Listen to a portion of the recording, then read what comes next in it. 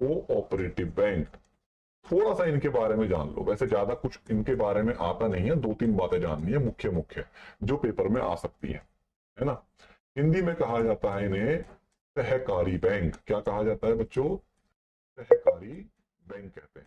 अब प्रश्न ये है क्या होते हैं भाई कोऑपरेटिव बैंक? देखो भाई, अगर हम ध्यान से देखें तो ये जो बैंक है, नाम में ही आंसर है कोऑपरेटिव, सहकारी, मतलब ऐसे बैंक जो हमारे और आप जैसे लोगों के द्वारा मिलकर बनाए गए हैं, है ना, उन्हें ही हमारा क्या कहा गया?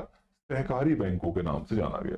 एक्चुअली हुआ क्या, जब हमारे देश में बच्चों अंग्रेजों ने बैंक बनाने शुरू करे, तो भाई गांव वाले लोगों ने सोचा क्यों ना हम भी भाई ऐसी सिस्टम अपने अपने गांव में बनाए, और उन्होंने मिलकर आपस में छोटे छोटे समूह बनाए और समूह बनाकर एक दूसरे को मदद करना शुरू कर दिया, है ना। और इस प्रकार आपस में समूह बना के यही धीरे धीरे जब अच्छे काम करने लगे तो इन्हीं को एक नाम दिया गया, इन्हीं कहा गया सहकारी बैंक।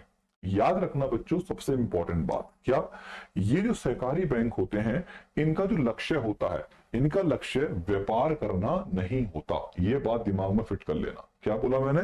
इनका लक्ष्य व्यापार करना नहीं होता। तो प्रश्न ये क्या करने आते हैं? तो बच्चों ये हमारे सोशल वेलफेयर के लिए बनाए गए थे। किसके लिए बनाए गए थे? सोशल वेलफेयर के लिए बनाए गए थे, सामाजिक कल्याण के लिए। और याद रखिएगा ये हमारे एक कॉन्सेप्ट पर काम करते हैं, no profit no loss. No profit no loss का कॉन्सेप्ट समझ रहे हो? ना तो इन्हें लाभ के लिए काम करना है और ना ही बच्चों इन्हें हानि के लिए काम करना है। मतलब इनका काम यह है कि हमें सोशल वेलफेयर करना है, सामाजिक कल्याण करना है। ये नहीं है कि भैया हमें फायदा हो रहा है या हमें नुकसान हो रहा है, ये उस उद्देश्य पर कार्य नहीं करते। इसी उद्देश्य पर काम करते हुए जो बैंक बने उन्हें ही कहा गया सहकारी बैंक, या हम इसे बोलेंगे बच्चों क्या? जल्दी बोलो, कोऑपरेटिव बैंक। क्लियर? चलिए अब बच्चों आपने अगर ध्यान दिया हो तो कोऑपरेटिव बैंक आपको देखने को मिले भी होंगे, आप अपने शहरों में गांव में भी देखे होंगे। एक बैंक का नाम मैं बोलूंगा, क्या आप मुझे बताना कमेंट में आपने सुना है नहीं सुना? जैसे जिसे कहा जाता है जिला सहकारी बैंक। सुने हो कभी जिला सहकारी बैंक का नाम? है ना, आपने शायद देखे भी होंगे अपने गांव वगैरह में। तो जनरली हमें डिस्ट्रिक्ट कोऑपरेटिव बैंक या जिला सहकारी बैंक देखने को नजर आते हैं, है ना। तो ये वही तो है कोऑपरेटिव बैंक जिनके बारे में आज हम बात कर रहे हैं। अब यहाँ पे एक सबसे इंपॉर्टेंट पॉइंट ये निकल के आता है कि वर्तमान में हमारे देश में इन सहकारी बैंकों को कंट्रोल कौन करता है, इनको नियंत्रित कौन करता है? ये मोस्ट इंपॉर्टेंट क्वेश्चन है। बताइए, अगर मान लीजिए पेपर में क्वेश्चन आ जाए कि बताओ इनको रेगुलेट करने वाला कौन, तो क्या कोई मुझे कमेंट बॉक्स में बताएगा क्या लगाएंगे आंसर? हाँ भाई, तो याद रखना इनको जो नियंत्रित किया जाता है आज की तारीख में अगर हम बात करते हैं यानी कि प्रेजेंट में बात करते हैं, तो इनको नियंत्रित करने वाली की संस्था का नाम है कौन? जल्दी बोलो सारे बच्चे। Very good. तो याद रखना रिजर्व बैंक ऑफ इंडिया, है ना। लेकिन एक बात और बता देता हूं, आज से अगर हम कुछ साल पहले की बात करेंगे, लगभग 2019 से पहले की बात करेंगे, तो 2019 से याद रखना बच्चों इनको भी नियंत्रित करने वाला कौन था? नाबार्ड था, जिसके बारे में मैंने आपको पहली क्लास में बताया था। National bank for agriculture and rural development, NABARD था, है ना। लेकिन बाद में क्या हुआ? बाद में रिजर्व बैंक ऑफ इंडिया ने इसको पूरी तरीके से अंडरटेकन ले लिया, और जब से लेकर अब हमारे देश में पूरी तरीके से कोऑपरेटिव बैंकों को नियंत्रित करने वाला कौन है? हमारा नाबार्ड नहीं है, अब कौन है? आरबीआई है। पेपर में क्वेश्चन पूछ सकता है कि बताओ कोऑपरेटिव बैंकों को नियंत्रित करने वाला कौन? आपका आंसर होगा आरबीआई हो जाएगा। पहले कौन था? पहले हमारा नाबार्ड करता था। ठीक है, याद रखिएगा। चलिए अब देखो फिर से हम बार बार घूम के नाबार्ड के पास आई जाते हैं, तो एक कुछ दो चार बातें हैं ये आपको थोड़ी ध्यान रखनी, जिसमें सबसे इंपॉर्टेंट ये वाला पॉइंट है, इसमें कोई और ज्यादा समझने की जरूरत है नहीं, है ना। चलिए अब हम चलते हैं कुछ अन्य प्रकार के बैंकों के पास जिनको हम कहते हैं विकासशील बैंक, डेवलपमेंट बैंक्स। आइए डेवलपमेंट बैंकों से दोस्ती करते हैं, जरा ध्यान समझिएगा, है ना।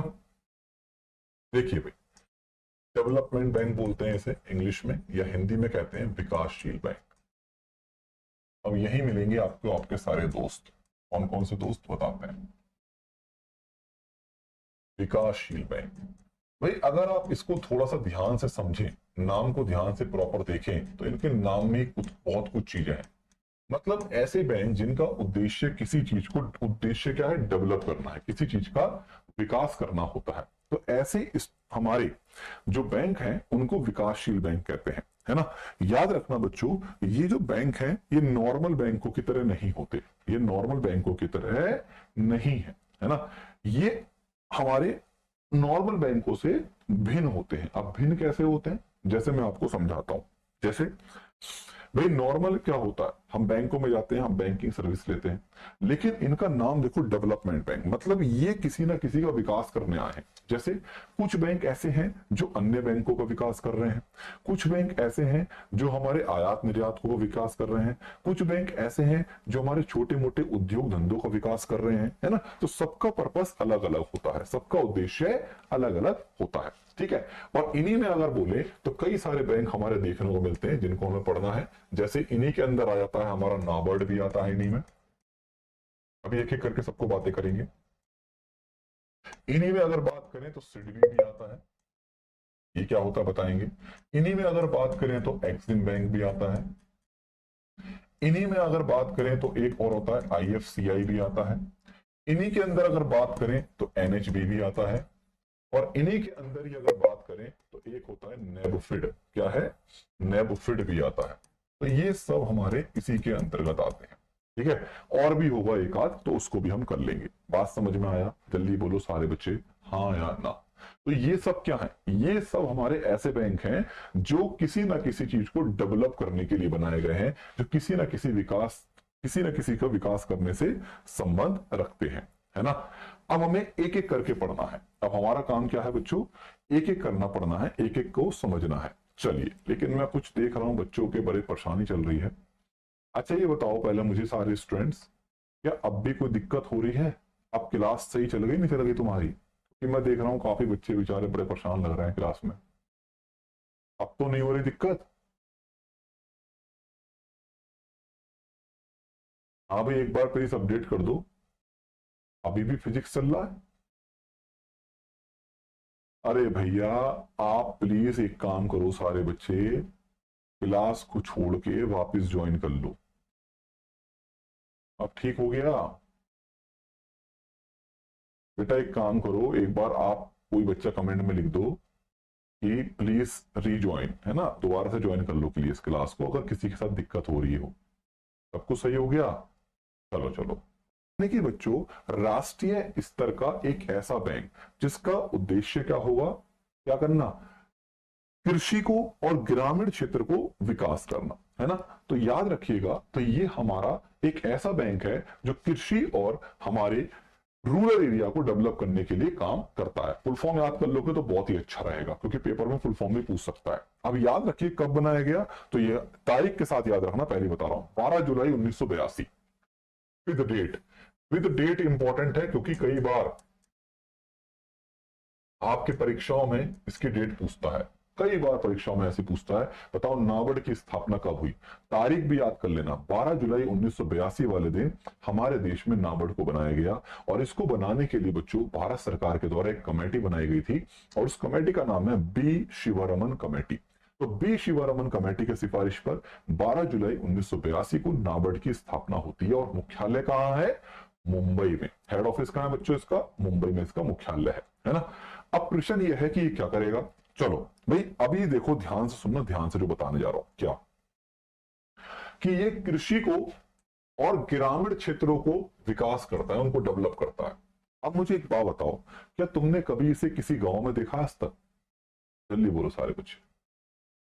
हाँ भाई, कभी आज तक इसे किसी गांव में देखा है? क्या तुमने किसी गांव में नाबार्ड की ब्रांच देखी है?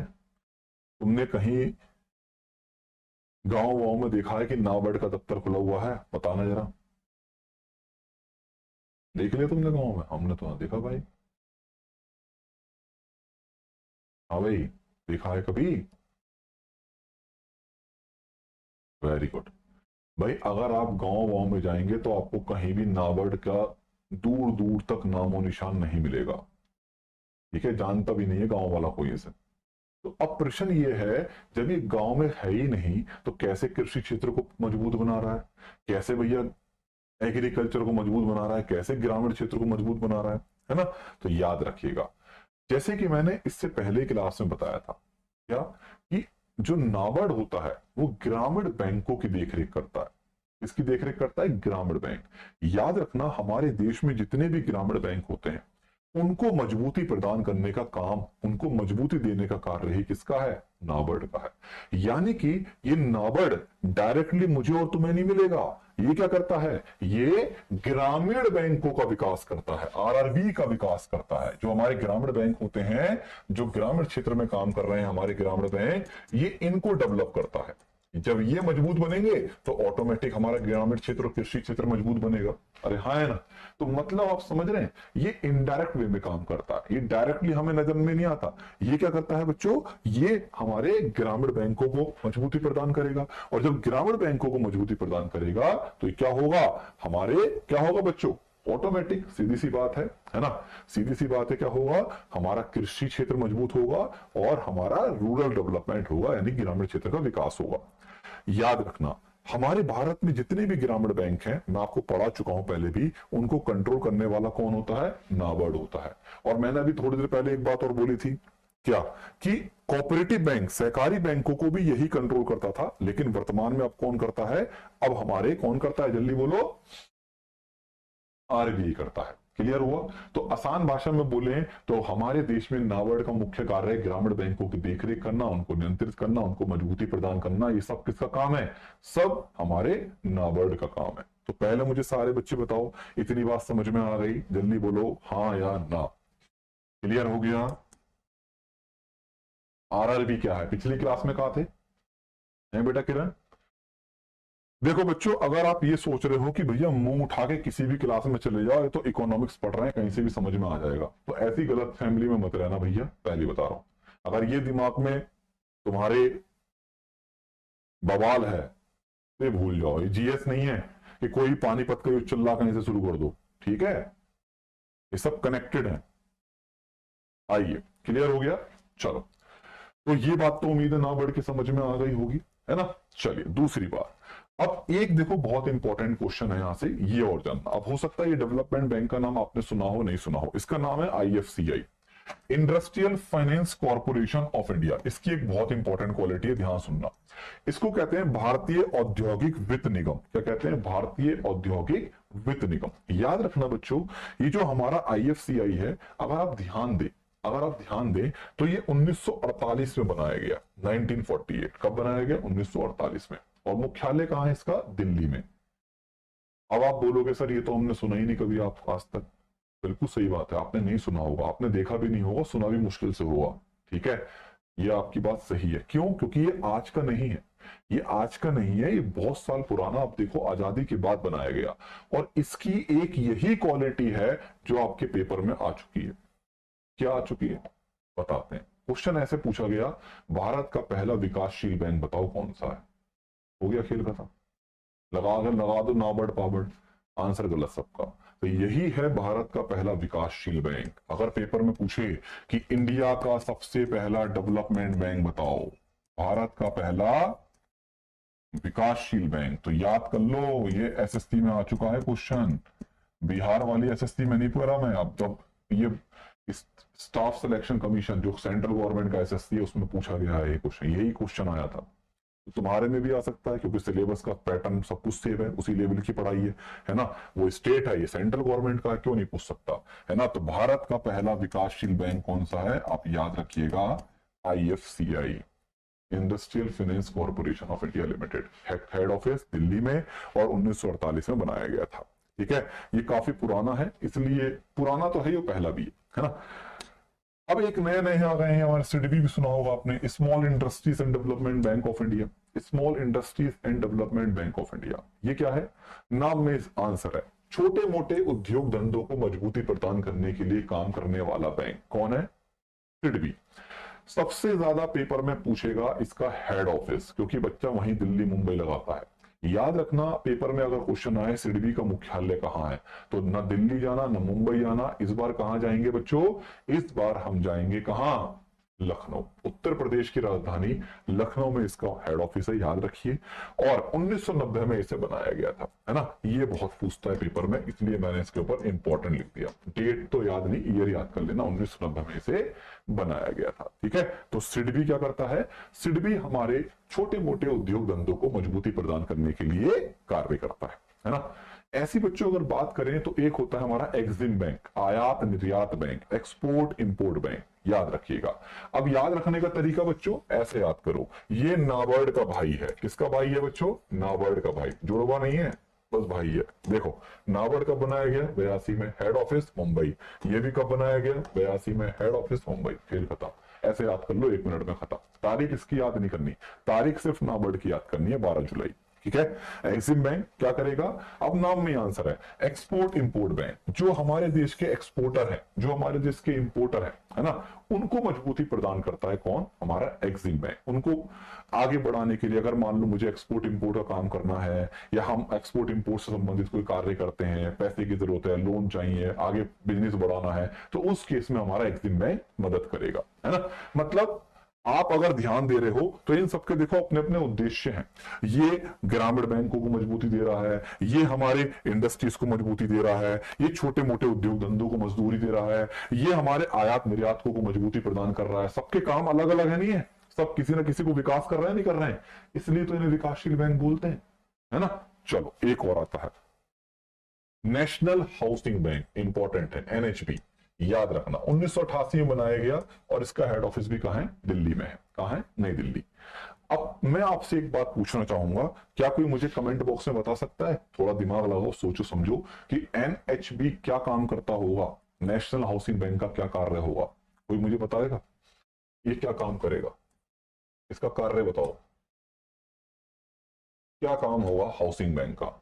राष्ट्रीय आवास बैंक इसे बोलते हैं हिंदी में। थोड़ा कॉमन सेंस लगाओ, सोचो समझो, क्या लगता है ये क्या काम करता होगा? एक बात तो क्लियर है, आवास से संबंधित काम करेगा, हाउसिंग से संबंधित काम करेगा, है ना। हाउस लोन देगा, मुझे पता तो यहीं जाएंगे। बेटा तुम कहीं नहीं जॉब कर सकते हो, जा नहीं सकते, भगवान थोड़ी जॉब करते हैं इसमें। हाउसिंग लोन देता है, हाँ मुझे पता था सारे बच्चे यही कहेंगे, ये हाउसिंग लोन देता है, होम लोन देता है। अच्छा मुझे एक बात बताना बच्चों, ध्यान से पूछूंगा, छोटी सी बात। अगर मान लो मुझे घर बनाना है, मुझे लोन चाहिए, एक बात बताना मुझे, अगर मुझे घर बनाना है, मुझे होम लोन चाहिए, तो क्या मैं एनएचबी के पास जाऊंगा, या एसबीआई के पास जाऊंगा, या पीएनबी के पास जाऊंगा, या एक्सिस बैंक के पास जाऊंगा? बताना जरा, कहां जाओगे? तुमने कभी आज तक एनएचबी का नाम सुने हो कभी होम लोन के लिए? कौन जा रहा होम लोन लेने के लिए इसके पास? ये तो कोई जानता भी ना है। कॉमन सेंस की बात है। अरे भाई मुझे अगर घर के लिए लोन चाहिए तो मैं एसबीआई में जाऊंगा, पीएनबी में जाऊंगा, एचडीएफसी के पास जाऊंगा, एक्सिस बैंक के पास जाऊंगा। अरे हाँ है ना, सोचने वाली बात है। जल्दी बोलो हाँ है ना, क्या मैं सही बोल रहा हूँ? यस और नो? हाँ, तो ये मत कह देना ये होम लोन बांटता है, नहीं भैया ये होम लोन नहीं बांटता। अब ये क्या करता है, चलो बताता हूं बच्चों। आपने कई सारी गवर्नमेंट की स्कीमों के नाम सुने होंगे, जैसे प्रधानमंत्री ग्रामीण आवास योजना, प्रधानमंत्री शहरी आवास योजना, सुने हो ना? इनके नाम नहीं सुने कभी आज तक? ये तो सुने होंगे। अरे हाँ है ना। और भी खूब सारी हमारी सरकार की योजनाएं आती हैं, जिसमें आपने देखा होगा, जिसमें लोगों को हमारे घर प्रोवाइड किए जाते हैं, आवास प्रोवाइड किए जाते हैं। राज्य सरकारों की भी आती हैं, आती हैं, डीडीए वगैरह आता है। आपके यहाँ भी होगा, Bihar development authority, Delhi development authority, है ना, फलाना डेवलपमेंट अथॉरिटी, जिसमें हमारे जो है फ्लैट बनते हैं, घर बनते हैं, गरीब लोगों को, है ना, देते हैं ना, देते हैं। खूब सारी योजनाएं आती हैं, अंबेडकर जी के नाम पर योजनाएं चल रही हैं कई जगह, कभी किसी और के नाम पर चल रही हैं, जिसमें घर मिलता है सस्ते में, है ना, लोगों को छत रहने का सहारा मिलता है। भारत सरकार की योजना चल रही है, प्रधानमंत्री ग्रामीण आवास योजना, शहरी आवास योजना चल रही है ना। तो बच्चों ये जो घर बन रहे हैं यहाँ पे, ये जो पूरा देखने वाला है वो कौन है? कौन देख रहा है ये आवास योजनाओं को? कौन देख रहा होता? भाई भारत सरकार तो देख रही है, लेकिन इनका फंड मैनेज करना, इनमें पैसा कितना लगेगा, कहां पे कितना देना, कोई तो देखता होगा। तो ये कोई और थोड़ी दिखता है, यही यही है भैया, ये बैठा हुआ एनएचबी। तो यही है हमारा राष्ट्रीय आवास बैंक, जो हमारे देश में आवास योजनाओं की, जितनी भी सरकार की आवास योजना है उनको मैनेज करता है, उनको देखता है, उसमें पैसा लगाता है। ठीक है, ये सीधे भारत सरकार का कनेक्ट है। और याद रखना, इसमें सारा का सारा पैसा, 100% पैसा किसका है? भारत सरकार का है। 100% किसकी हिस्सेदारी है? By government of India. सारा पैसा गवर्नमेंट ऑफ इंडिया के अंतर्गत है, याद रखना, इसमें सारा पैसा भारत सरकार का लगा हुआ है। क्लियर हो गया? आ गया बात समझ में? तो जितनी भी सरकार की आवासीय योजनाएं वगैरह हैं वो सब किसके अंतर्गत आती हैं? वो सब हमारी आवासीय योजनाओं को देखना, सब चीजें देखना, ये सब किस में लगता है बच्चों? ये हमारा एनएचबी संबंध रखता है। ठीक है, आगे बात समझ में? चलो, अब एक नई चीज आती है बच्चों, ये हमारे देश में अभी कुछ समय पहले ही बना है नेबफिड। अगर पेपर में पूछ ले भारत का सबसे पहला विकासशील बैंक, तो आपने सन 2021 में भारत सरकार के द्वारा बनाया गया, और इसका नाम है national bank for financing infrastructure and development. याद रखिएगा, कब बनाया गया? 2021 में भारत सरकार ने इसको बनाया है। और इसका काम क्या है बच्चों? ये क्या करता है, ये भारत की जो अवसंरचना है, इंफ्रास्ट्रक्चर है, उसको मजबूती देने के लिए आया है। जैसे सड़कें बन रही हैं, पुल बन रहे हैं, है ना, ये और भी जो हमारे इंफ्रास्ट्रक्चर है, बात समझ में आया? तो उसको मजबूती प्रदान करने के लिए कौन लाया गया है? नेबफिड लाया गया है। क्या बोलते हैं इसे? नेबफिड बोलते हैं। ठीक है, और इसका हेड ऑफिस भी कहां है बच्चों? मुंबई में है। ये भी आपको ध्यान रखना है, हेड ऑफिस इसका भी मुंबई में, और सन 2021 में सरकार के द्वारा इसे बनाया गया था। तो पेपर में अगर पूछे लेटेस्ट डेवलपमेंट बैंक, तो आपका आंसर क्या हो जाएगा? सबसे लेटेस्ट कौन सा है? लेटेस्ट मतलब बाद का, सबसे बाद का, है ना। तो सबसे नया, नया ताजा तरोताजा कह सकते हो, क्योंकि इसके बाद तो कोई आया ही नहीं है ना। सबसे नया, तो सबसे नया कौन सा है? सबसे लेटेस्ट कौन सा है? नया नया मार्केट में आया है, ये है नेबफिड। और सबसे पहला कौन सा है? पहला कौन सा है बताओ? पहला आईएफसीआई। क्लियर है? जल्दी बोलो सारे बच्चे, हाँ है ना? क्या इतनी बातें समझ में आ गई हैं? चलिए, तो पहले मुझे बताओ ये डेवलपमेंट बैंक क्या होते हैं? सारी बातें क्लियर? आगे चलें।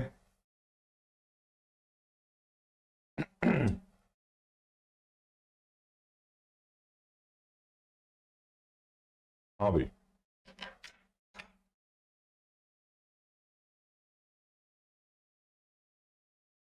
चलिए बहुत बढ़िया, चलिए बहुत बढ़िया, वेरी गुड। आगे चला जाए बेटा। 100%। चलिए, नाबार्ड हुआ, नेफिड हुआ, एनएचबी हुआ, सब भारत सरकार के अंतर्गत ही है बच्चों। ये सब भारत सरकार के अंतर्गत ही आते हैं, गवर्नमेंट ऑफ इंडिया के द्वारा बनाए गए। ठीक है, चलिए अब आगे की कहानी को थोड़ा शुरू करा जाता है, देखते हैं आगे क्या क्या चीजें होती है ना। होम लोन के योजना देखता है या सब सरकारी योजनाओं को देखता है? बेटा सारी हाउस, अरे भैया हाउसिंग संबंधित देखेगा ना बेटा, सारी क्यों देखेगा सरकारी योजना? कॉमन सेंस खुद ही लगा। इतना थोड़ा बहुत ऊपर वाले ने दिमाग दिया है तो उसे इस्तेमाल करना सीखो। कब सीखोगे? है पेपर में क्या करोगे तुम जाके? भगवान ही मालिक है। अरे जब लिखा है आवास, तो आवास ही देखेगा या कुछ और देखेगा? खुद सोचो। आवास ही देखेगा तो मोहल्ले की दूसरी योजना देखेगा? अब जनधन योजना का इससे क्या लेना देना? बीमा सुरक्षा योजना का इससे क्या लेना देना? अरे भैया जो राष्ट्र की आवास से संबंधित योजना है वही तो देखेगा, क्योंकि इसका नाम ही आवास बैंक है। क्या समझो बेचारे को, तुम एक आदमी से क्या क्या करवा के मानोगे? हैं?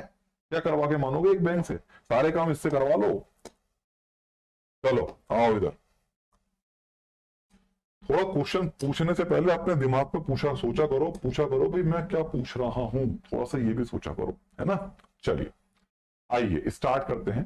ठीक है, बात करें शुरुआत। जल्दी से बताओ हाँ है ना, इतनी बात समझ में आ गई?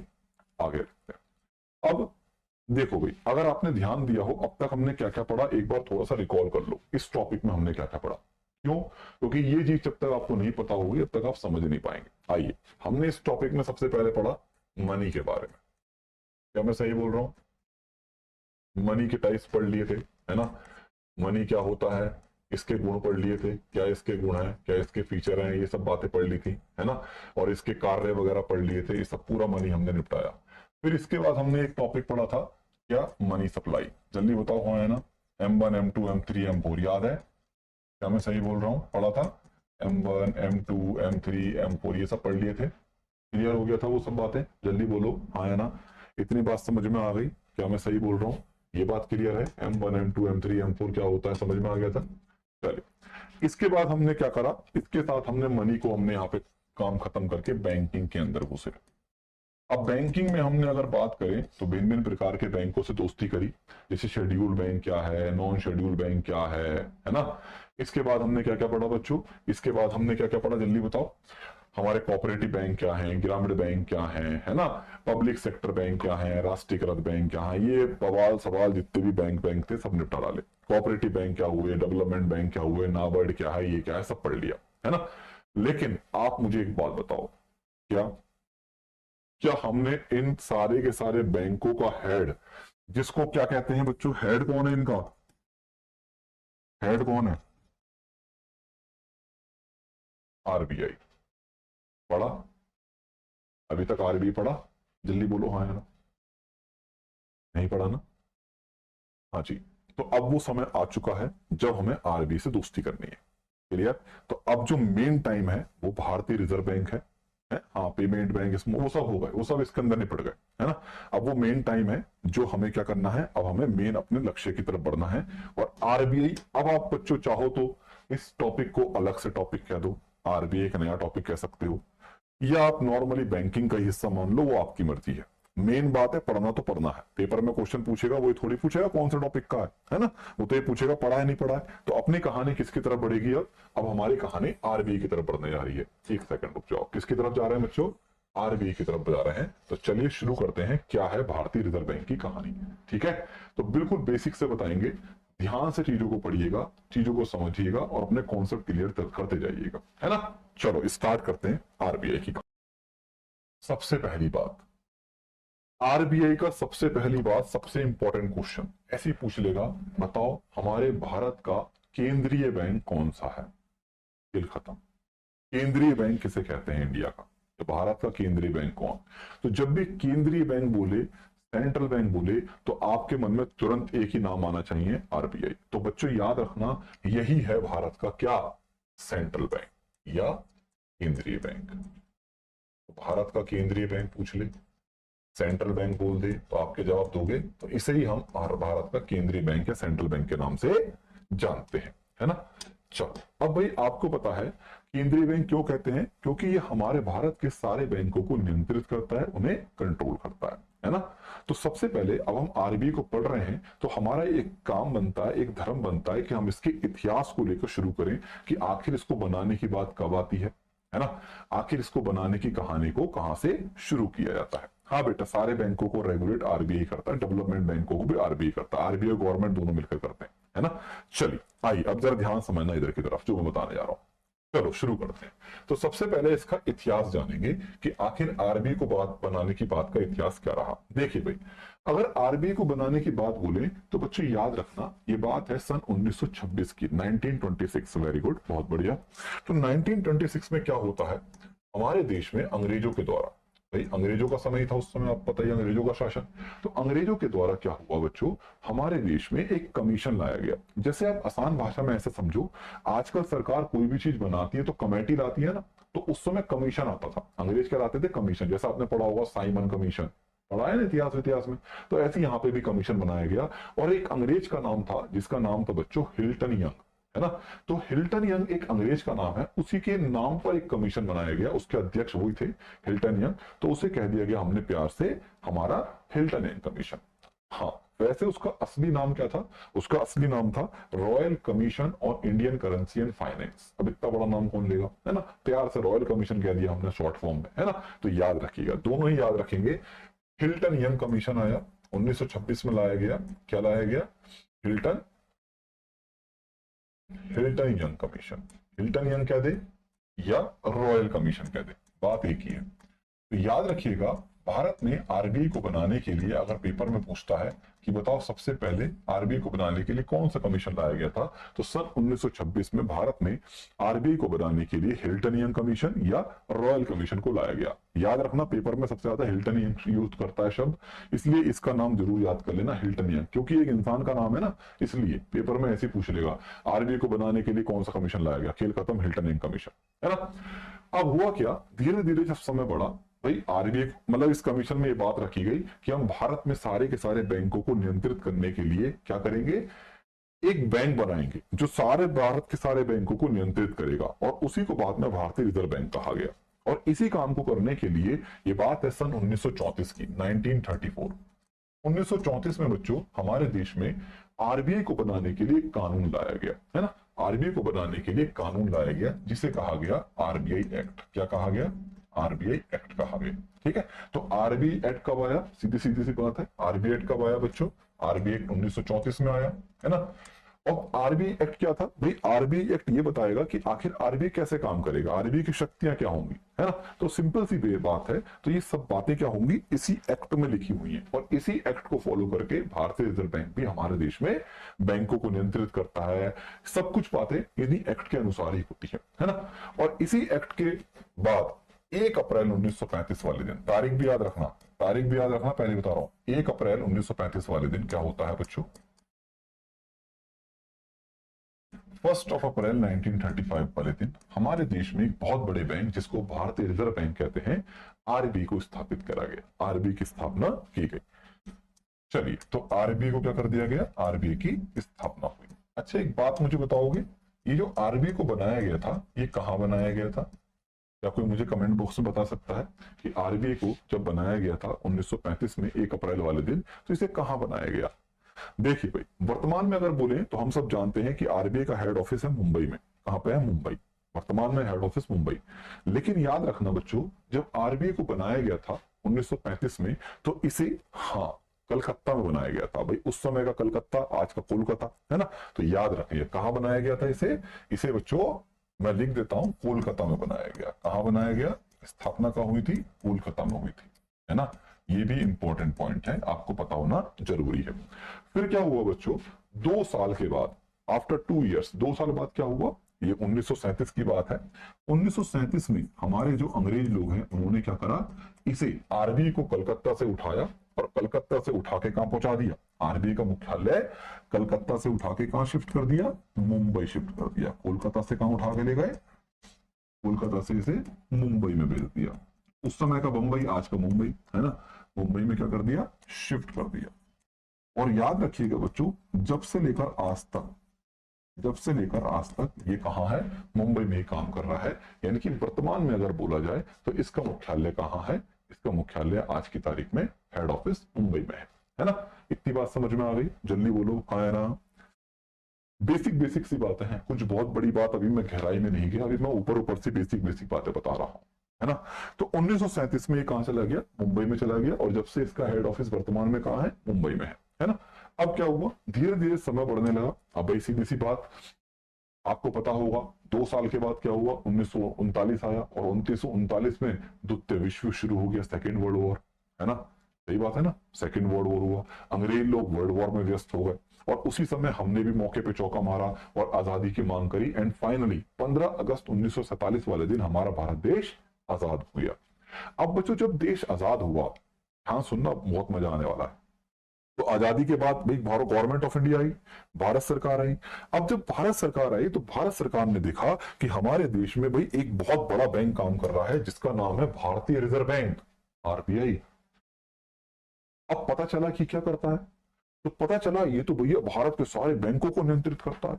लेकिन बच्चों एक बात बताइए मुझे, इसको बनाया किसने था, नहीं तो अंग्रेजों ने बनाया।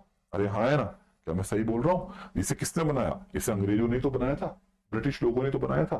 तो अब मैं एक क्वेश्चन पूछूंगा आपसे, ये बताओ, ये जो आरबीआई को जब अंग्रेजों ने बनाया था, तो ये बताइए मुझे, इसे अंग्रेजों के द्वारा जब बनाया गया, तो ये भारतीय रिजर्व बैंक जब बना था, तो ये कैसी संस्था था, क्या ये सरकारी संस्था था, क्या ये प्राइवेट संस्था था, बताओ। हाँ भाई, देखते हैं कौन जवाब देगा इस क्वेश्चन का। कैसी संस्था था बताओ?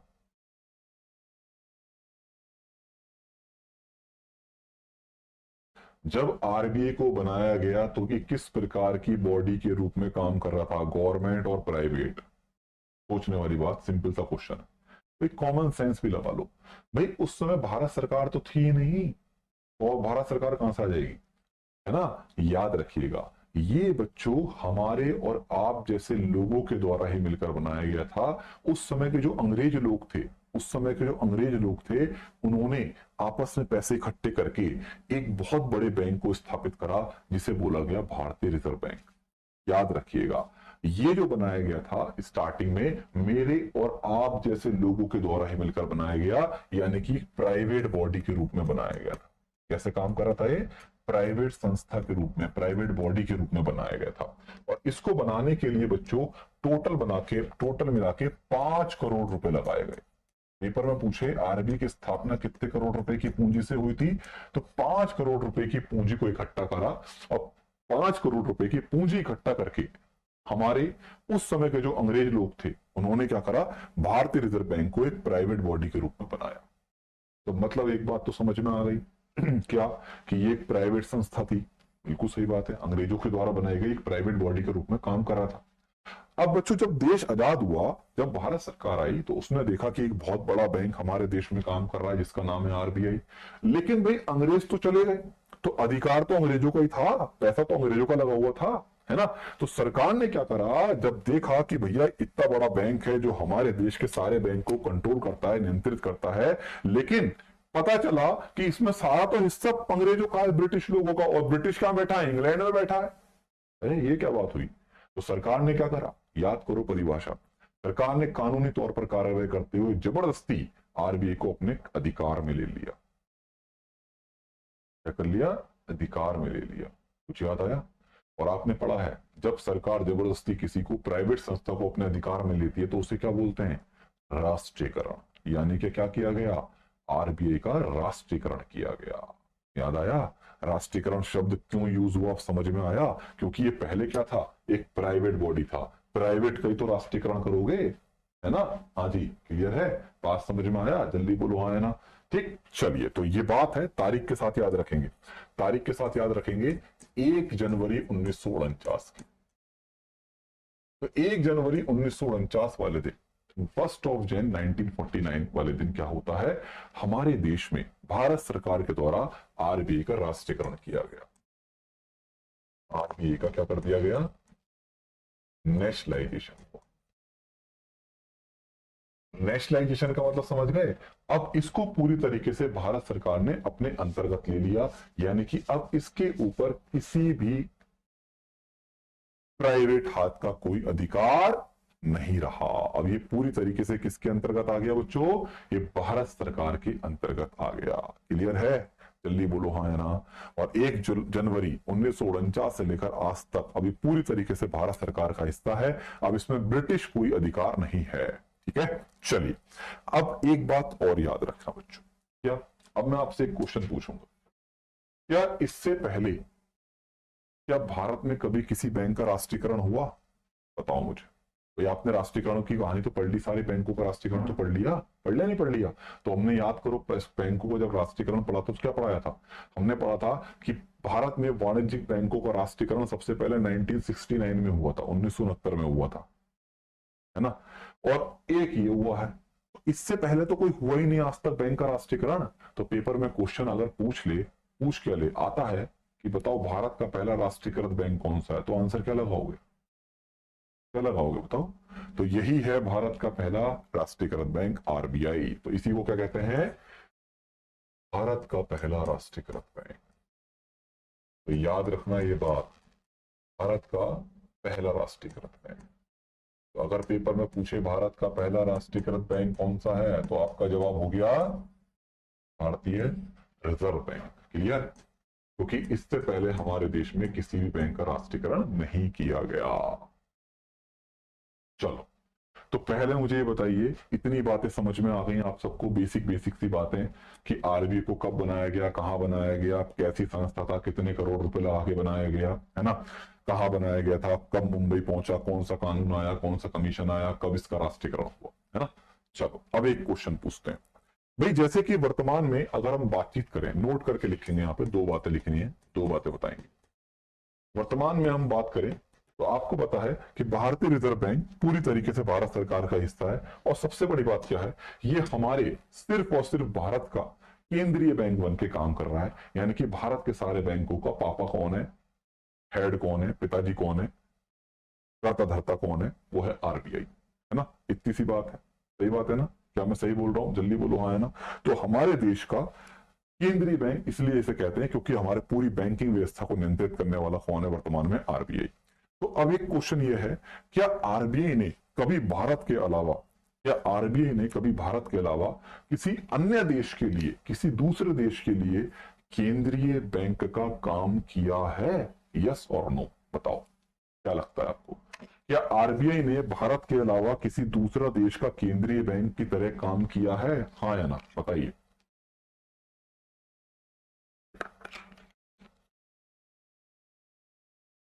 वेरी गुड,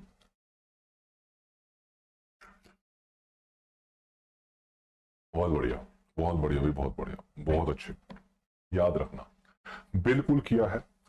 और तो और एक नहीं बल्कि दो दो देशों के रूप में।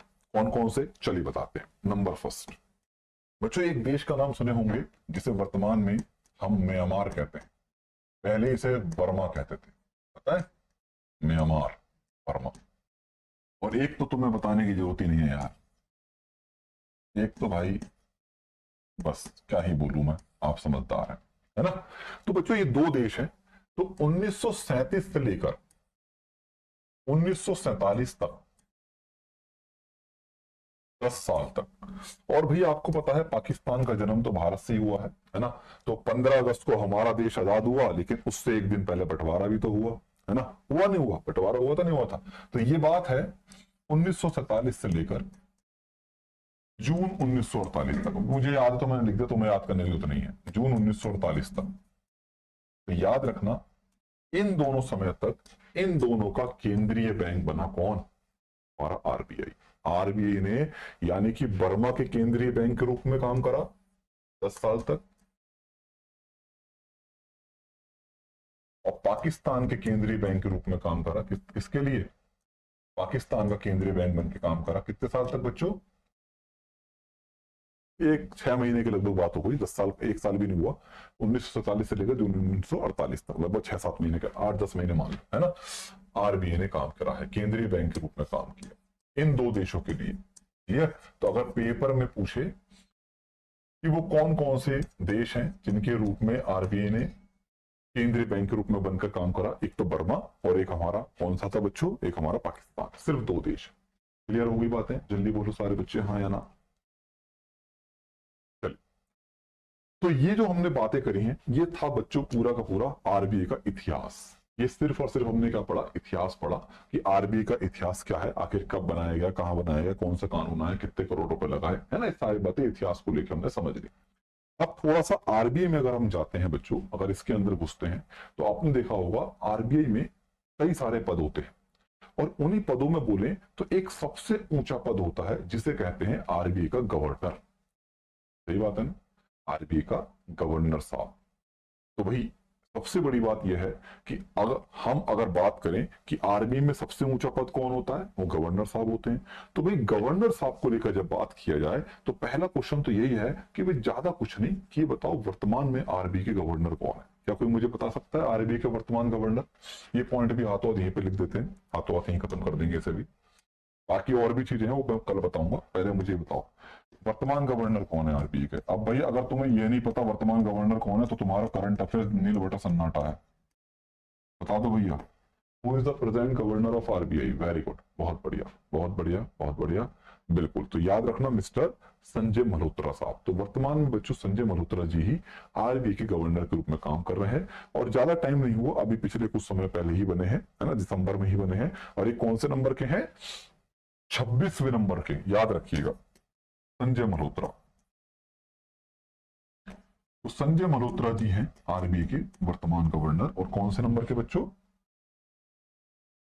26वें नंबर की। अब आपको पता होगा ये अभी शक्तिकांत दास जी के स्थान पर बने हैं, जो 25वें गवर्नर के रूप में काम कर रहे थे, है ना। चलो, तो ये देखो प्रेजेंट का स्टेटस भी हमने जान लिया कि आखिर वर्तमान में आरबीआई गवर्नर कौन कौन से नंबर के काम कर रहे हैं। अब आपके मन में और भी क्वेश्चन आ रहे होंगे, सर पहले कौन थे? बिल्कुल सही बात है, सही पता होना चाहिए। तो ऐसे करके कई सारे प्रश्न बनते हैं, पहले कौन थे, पहले भारतीय कौन थे, दूसरे कौन थे, है ना। और भी कई सारी चीजें हैं, है ना। सबसे लंबे समय के लिए कौन बने, सबसे कम समय के लिए कौन बने। तो ये कई सारे फैक्ट हैं जो हमें सीधे सीधे क्वेश्चन पेपर में देखने को नजर आ जाते हैं। तो वो जो फैक्ट रह गए हैं, वो जो फैक्ट हैं जो मैं बोल रहा हूं आपको, वो मैं आपको बताऊंगा कल, ठीक है। तो पहले मुझे बताओ, इतनी बात समझ में आया? जल्दी बोलो हाँ या ना।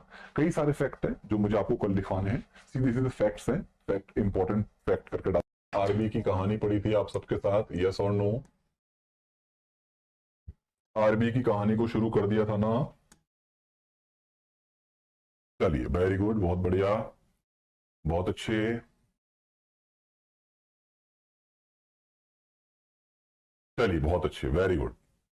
बिल्कुल, तो कल हमने आप सबके साथ भारतीय रिजर्व बैंक को लेकर बताया, इसके इतिहास को लेकर मैंने सारी बातें आपको बताई थी कि आरबीआई कब बनाया गया, कहां बनाया गया, कौन सा कमीशन आया, ये सब हमने पढ़ लिया था। आज हमें थोड़ा सा कुछ अन्य बातों के ऊपर बातचीत करनी है ना। कुछ याद होगा मैंने बोला था आपसे कि आज सबसे पहले हम क्या करेंगे, आरबीआई से संबंधित कुछ और भी मुख्य बातें हैं वो जानेंगे, जैसे कुछ इंपॉर्टेंट पॉइंट्स जानेंगे, है ना। सीधे सीधे क्वेश्चन आ जाते हैं, जैसे कि भाई हमने कल बताया था कि वर्तमान में अगर हम आरबीआई में देखें तो आपको पता है सबसे ऊंचा पद होता है गवर्नर का। और वर्तमान में आरबीआई गवर्नर कौन है, जल्दी बताओ कमेंट बॉक्स में सारे बच्चे। कल मैंने आपको बताया था मिस्टर संजय मल्होत्रा साहब, है ना। तो संजय मल्होत्रा जी क्या कर रहे हैं, हमारे आपके आरबीआई के वर्तमान में गवर्नर के तौर पर काम कर रहे हैं, है ना। और अगर बातचीत करा जाए तो ये कौन से नंबर के गवर्नर है, क्या कोई मुझे बताएगा? कमेंट बॉक्स में सारे बच्चे बताओ, ये कौन से नंबर के गवर्नर है वर्तमान में? हम्म, कौन से नंबर के हैं? वेरी गुड, 26वें नंबर गवर्नर कल मैंने आपको बताया था, है ना। अब बच्चों एक क्वेश्चन बन जाता है कि सर पहला गवर्नर भी तो कोई होगा आरबीआई का, है ना। तो सीधे सीधे फैक्ट वाले क्वेश्चन बनते हैं कि आरबीआई के पहले गवर्नर कौन थे, आरबीआई के दूसरे गवर्नर कौन थे, आरबीआई के पहले भारतीय गवर्नर कौन थे, है ना। कई सारी चीजें हैं, तो चलो थोड़ा सा इनको लेकर हम बातचीत करेंगे आज, है ना। देखिए भाई, अगर आरबीआई के पहले गवर्नर को लेकर बात करें तो थोड़ा सा जानेंगे, इसे रटने की जरूरत नहीं है, बस थोड़ा सा आपको कहानी की तरह समझ लेना है ना। चलो बताते हैं। भाई आपने कल पढ़ा कि भारतीय रिजर्व बैंक को कब बनाया गया, जल्दी बताओ सारे बच्चे। भाई आरबीआई को बनाया गया था 1 अप्रैल 1935 वाले दिन, है ना। 1 अप्रैल 1935 को भारतीय रिजर्व बैंक की स्थापना हुई थी। क्या मैं सही बोल रहा हूं? जल्दी बोलो सारे बच्चे हाँ या ना। तो आप खुद कॉमन सेंस लगाओ, जब 1935 में बनाया गया आरबीआई को, तो उस समय तो कोई अंग्रेजी होगा, है ना। भाई अंग्रेज होगा नहीं होगा, कॉमन सेंस लगाने की बात है, रटने की बात ही नहीं है। कोई अंग्रेजी होगा जो आरबीआई का गवर्नर बना होगा, कोई भारतीय तो मुश्किल ही है ना। तो याद रखिएगा, जब आरबीआई के गवर्नर बनाए गए थे, पहले व्यक्ति बनाए गए थे, तो उनका नाम था ऑसबर्न स्मिथ। क्या नाम था? ऑसबर्न। अब अंग्रेजों का नाम तो ऐसे ही होते हैं भाई, थोड़े से याद रखने पड़ेंगे आपको। ऑसबर्न स्मिथ, है ना। तो यही थे आरबीआई के पहले गवर्नर, ऑसबर्न स्मिथ साहब। चलो अब क्या हुआ भाई, हुआ ये कि 1935 में आरबीआई के गवर्नर के रूप में बन गए, और इन्होंने आरबीआई के गवर्नर के तौर पर काम करना शुरू कर दिया, ऑसमन स्मिथ साहब ने। अब हुआ क्या, धीरे धीरे समय बढ़ा, और आफ्टर 2 इयर्स, 2 साल के बाद बच्चों इनका डेथ हो गया, मतलब ये भगवान को प्यारे हो गए, है ना। 1937 में इनका टिकट कट जाता है। अब बच्चों आप ही खुद ही बताइए, जब 2 साल बाद इनकी डेथ हो गई तो 1937 में, भाई 35 में बने, 37 में एक्सपायर हो गए, जब 37 में आएगा 37 का समय आएगा तो उस समय भी अंग्रेजी होगा, है ना। तो फिर सीधी सी बात, तो कोई तो व्यक्ति होगा जिसको गवर्नर बनाया। तो आप ही मुझे बताओ कौन होगा वो गवर्नर बनने वाला व्यक्ति, वो इंडियन होगा या कोई ब्रिटिश होगा? बताइए खुद ही बताओ। अगर मैं आपसे बोलूं आरबीआई का दूसरा गवर्नर कौन बना, भाई इनके बाद कोई तो बना होगा, खुद सोचो, खुद कॉमन सेंस लगाओ। हाँ भाई कौन बना होगा? अंग्रेज बना होगा, ये तो कॉमन सेंस लगा सकते हो आप, या भारतीय बना होगा? देखिए भाई, बिल्कुल बेसिक सी बात है भाई, कोई ब्रिटिश ही होगा, है ना, बिल्कुल सही बात है। तो याद रखिएगा बच्चों, जब आरबीआई के दूसरे गवर्नर बने तो उनका भी नाम अंग्रेजी था और उनका नाम था जेम्स टेलर। वेरी गुड, याद रखना, सिंपल वे में याद रख लो, जेम्स टेलर, टेलर बाबू से याद कर लो, है ना। तो जेम्स टेलर थे आरबीआई के दूसरे गवर्नर। अब क्या हुआ, अब भाई धीरे धीरे समय बढ़ा और लगभग 1942-43 की बात है और इनकी भी डेथ हो जाती है ना। लेकिन भाई अगर आप ध्यान दोगे 1942-43 का समय, ये वो समय है जब देश में, देश का मतलब पूरे वर्ल्ड की बात हो रही है, यहाँ पूरे विश्व की बात करूंगा, देश की बात नहीं करूंगा। जब विश्व में क्या चल रहा था, द्वितीय विश्व युद्ध चल रहा था, सेकेंड वर्ल्ड वॉर, है ना भाई, सेकेंड वर्ल्ड वॉर का समय, सही बात है ना। तो जब सेकेंड वर्ल्ड वॉर का समय था तो आप ही मुझे बताइए, तो अंग्रेज तो उसमें व्यस्त थे, है ना। तो जब इनकी डेथ हो गई, अब प्रश्न आया कि किसी व्यक्ति को बनाया जाए आरबीआई का गवर्नर, है ना, तो तीसरे गवर्नर होंगे। तो याद रखना बच्चों, तो उस समय अंग्रेजों ने क्या करा, मजबूरी में किसी भारतीय व्यक्ति को क्या करा, आरबीआई का गवर्नर चुना। याद रखना, मजबूरी में किसी भारतीय व्यक्ति को गवर्नर बनाना पड़ा क्योंकि उनके पास ऐसा कोई ऑप्शन नहीं था, है ना। और वही बने आरबीआई के पहले भारतीय गवर्नर। और कौन से नंबर के थे, तीसरे नंबर के, है ना। तो मैं लिखूंगा तीसरे नंबर के और पहले भारतीय, ऑटोमेटिक हो जाएगा वो तो। और उनका नाम आपको पता होना चाहिए, आरबीआई के तीसरे गवर्नर कौन बच्चों,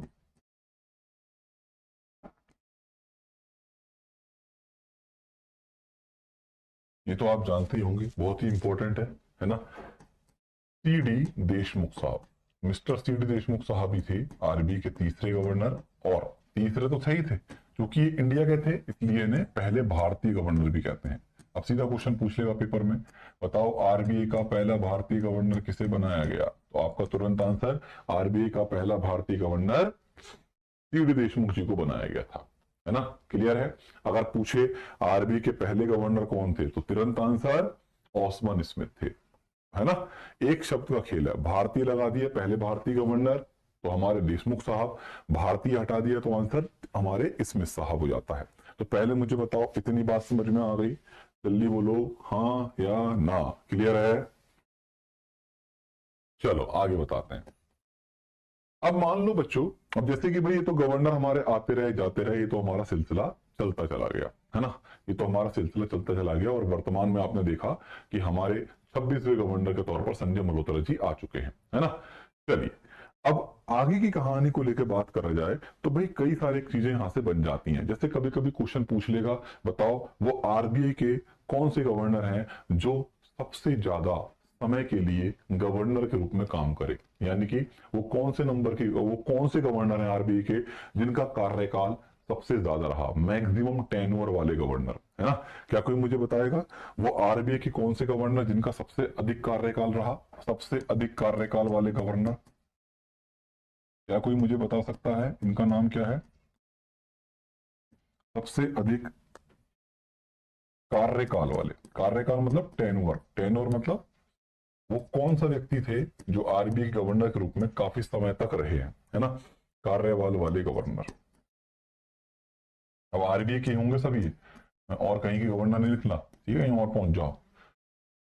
क्या नाम है उनका बताओ, हाँ वेरी गुड, एक बच्चे ने लिखा है, ठीक है, याद रखिएगा, हाँ बेनेगल रमा राव, वेरी गुड, बहुत बढ़िया, याद रखना। तो बेनेगल रमा राव जी के नाम याद करेंगे, पता है तो अच्छी बात, नहीं तो याद कर लेना, इसे आ सकता है पेपर में क्वेश्चन, बेनेगल रामा राव।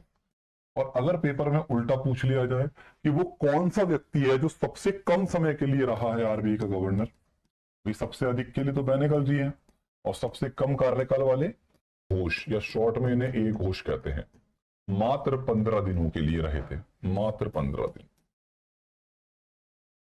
के बारे में वो आपको बहुत ज्यादा जरूरी है पता होना। क्या भाई, एक व्यक्ति जिनके बारे में आपको पता ही है, मनमोहन जी का नाम सुना ही है आप सबने, है ना। तो अभी आपने पता ही है, पढ़ा ही है, आपने न्यूज में पढ़ा होगा कि अभी इनकी डेथ हुई है कुछ समय पहले, है ना। तो मनमोहन सिंह जी भी अगर बात करें तो आरबीआई के गवर्नर के रूप में काम कर चुके थे, है ना। तो कभी कभी ऐसे पूछ लेता है, बताओ आरबीआई के कौन से नंबर के गवर्नर थे, तो याद रखना ये 15वें गवर्नर थे, है ना। तो मनमोहन सिंह जी अगर बोला जाए तो आरबीआई के 15वें गवर्नर के रूप में काम कर चुके थे। ये क्वेश्चन तो कई बार ऐसे ही पूछ लेता है पेपर में कि आरबीआई के गवर्नर के रूप में मनमोहन जी ने कार्य करा, बताइए कौन से नंबर के गवर्नर के रूप में काम करा? आरबीआई के 15th governor. On the way.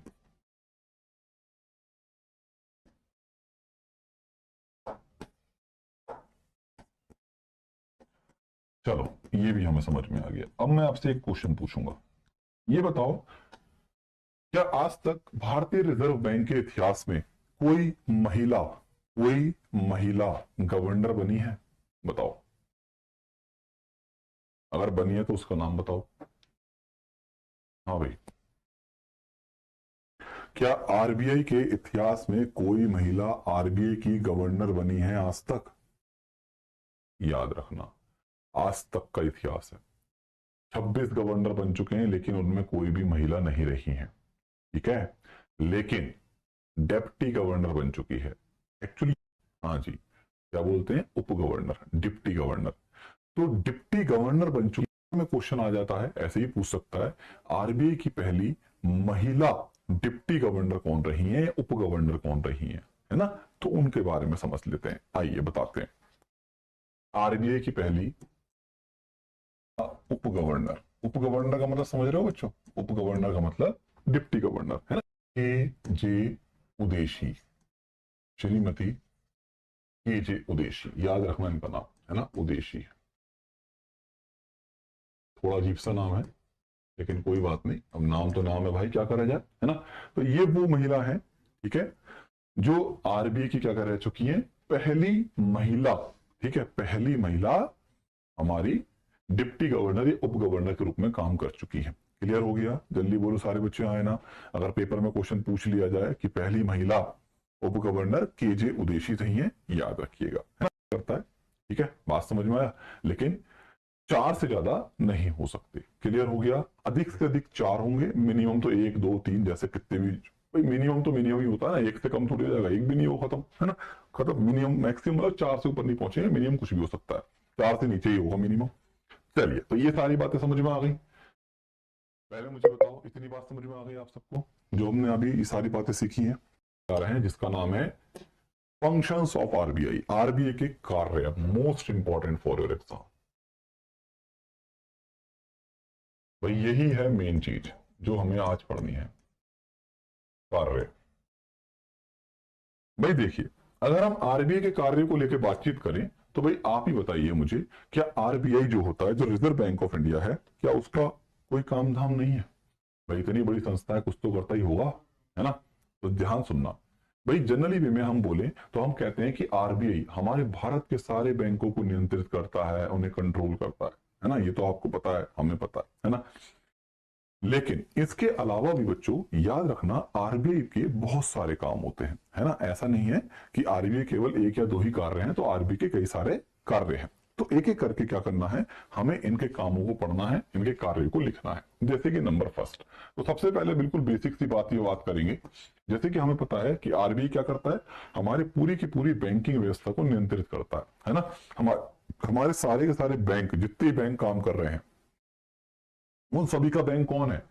RBI है ना। तो सिंपल सी बात है, तो इसलिए आरबीआई को कहते हैं सबसे पहले बैंकर्स टू बैंक, या बैंकों का बैंक, बैंकों का बैंक। तो बैंकों का बैंक कौन बच्चों? भारतीय रिजर्व बैंक। क्लियर? अब जैसे बच्चों आरबीआई बैंकों का बैंक है, उसी तरीके से याद रखना आरबीआई सरकार का बैंक भी कहलाता है। इसे सरकार का बैंक भी कहते हैं, सरकार का bank, bank of government, bank of government, सरकार का बैंक। सरकार के बैंक के रूप में भी काम करने वाला कौन है? हमारा भारतीय रिजर्व बैंक है ना। इतनी बात समझ में आ गई? जल्दी बोलो सारे बच्चे, हाँ या ना। इसके अलावा एक सिंपल सी बात आप जानते ही हैं, हमने पहले पढ़ भी चुके हैं मनी बैंकिंग वाले टॉपिक में, इसी टॉपिक में शुरू में पढ़ा था कि हमारे देश में नोटों वोटों को छापने का काम कौन करता है? भाई ऑब्वियस बैंक ही करता है, आरबीआई करता है ना। भाई नोट वोट छापना, सिक्के कॉइन वॉइन नोट पढ़ाए थे नहीं पढ़ाए थे? वो एक कार्य तो था जो हमने पहले पढ़ा दिया आपको, है ना। क्लियर है? चलिए, यानी कि मुद्रा को जारी करने वाला कौन? इशू ऑफ करेंसी, मुद्रा जारी करता, है ना, मुद्रा जारी करता, मुद्रा को जारी करने वाला। तो वो भी कोई और नहीं है भाई, वो भी अपना कौन है? भारतीय रिजर्व बैंक है ना, आरबीआई है। इसके अलावा याद रखना एक मोस्ट इंपॉर्टेंट काम जो मैं लिखने जा रहा हूं, आरबीआई एक नीति बनाता है बच्चों, और उसे कहते हैं मौद्रिक नीति, मोस्ट इंपॉर्टेंट, मॉनेटरी पॉलिसी। यही हमें डिटेल में पढ़नी है थोड़ी देर बाद, ठीक है। तो मौद्रिक नीति बनाने का काम किसका है, आरबीआई का है। यही हमें पढ़नी भी है, अभी डिटेल में पढ़ेंगे, चिंता मत करो। ये पेपर में आती भी है, क्वेश्चन भी आते हैं, मॉनेटरी पॉलिसी ऑफ आरबीआई। तो याद रखना आरबीआई हमारे लिए, हमारे देश के लिए एक नीति बनाता है जिसे क्या बोलते हैं, मौद्रिक नीति के नाम से जानते हैं। अभी पढ़ेंगे, चिंता मत करो, है ना। तो ये भी एक नीति है, अभी इसको डिटेल में पढ़ेंगे, डोंट वरी। इसके अलावा बच्चों याद रखिएगा, जितना भी हमारे देश में विदेशी करेंसी आती है, विदेशी मुद्रा आती है ना, विदेशी मुद्रा आती है, जैसे कि बाहर से पैसा आ रहा है, डॉलर आ रहा है, यूरो आ रहा है, यहां से आ रहा है, वहां से आ रहा है ना। तो ये सबको नियंत्रित करना, इनको कंट्रोल करना, इनको संरक्षित करना, सबका काम कौन है, आरबीआई करता है ना। विदेशी मुद्रा का संरक्षण कौन, आरबीआई। विदेशी मुद्रा को नियंत्रित करने वाला कौन, आरबीआई, ठीक है। तो ये सब चीजें कौन करता है, रिजर्व बैंक ऑफ इंडिया ही है। फॉरेन एक्सचेंज बोलते हैं, फॉरेक्स बोलते हैं इसे। विदेशी मुद्रा का संरक्षण कह दो या नियंत्रण कह दो, कुछ भी कह दो, सब आरबीआई। फॉरेक्स का नियंत्रण, नियंत्रक कह सकते हैं, नियंत्रण करने वाला नियंत्रक हो गया ना, या संरक्षक कह सकते हो, कस्टोडियन कह सकते हैं, जैसे कस्टोडियन ऑफ फॉरेन एक्सचेंज, है ना। क्लियर है, जल्दी बोलो, हाँ है ना, क्लियर हो गया, जल्दी बोलो। इसको संरक्षण करने वाला, किसी कस्टडी, मतलब इसको विदेशी मुद्रा को रखने वाला कौन है, सब हमारा क्या है, आपका आरबीआई होता है। क्लियर, चलिए आगे बताते हैं। आगे अगर बात करें बच्चों, तो आरबीआई का एक, वैसे अपने सारे कार्य देखे लिए हैं, और भी छोटे मोटे कार्य हैं, लेकिन एक छोटी सी बात आपको याद रखनी है जो बताने जा रहा हूं। याद रखना आरबीआई को हम एक नाम से और जानते हैं, क्या, इसे lender of the last resort भी कहते हैं। मोस्ट इंपॉर्टेंट, ध्यान समझना, इसका मतलब क्या है, LOLR। ये क्वेश्चन आया हुआ है आपके कई बार एसएससी की परीक्षाओं में।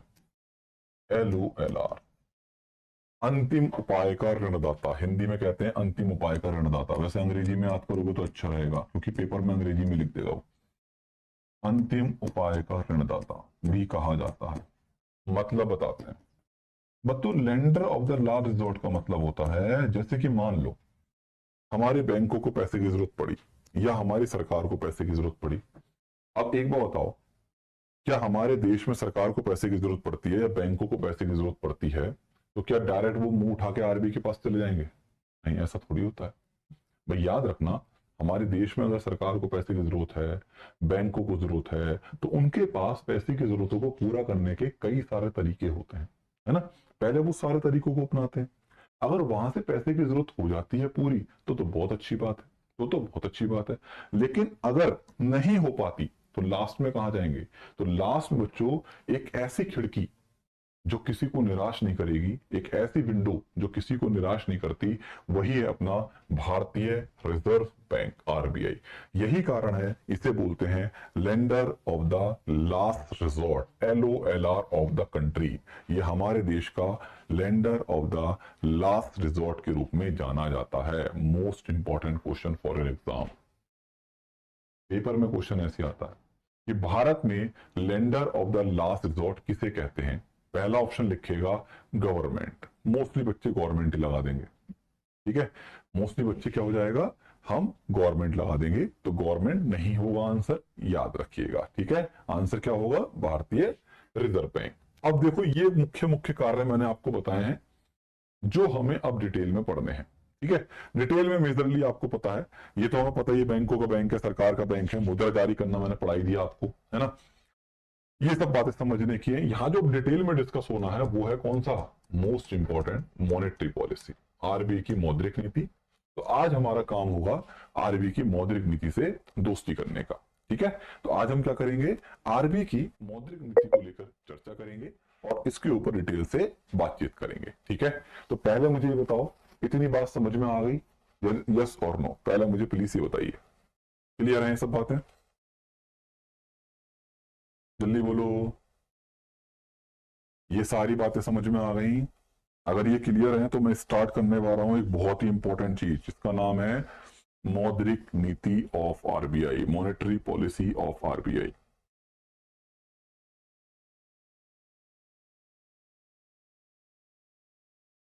चलिए, वेरी गुड, बहुत बढ़िया। चलो भाई, तो शुरू करते हैं मॉनेटरी पॉलिसी की कहानी आने की। आरबीआई की आखिर मौद्रिक नीति होती क्या है, मॉनेटरी पॉलिसी का पर्पस क्या होता है, क्या है मौद्रिक नीति, समझने वाला है और एग्जाम के लिए इंपॉर्टेंट तो है ही ना?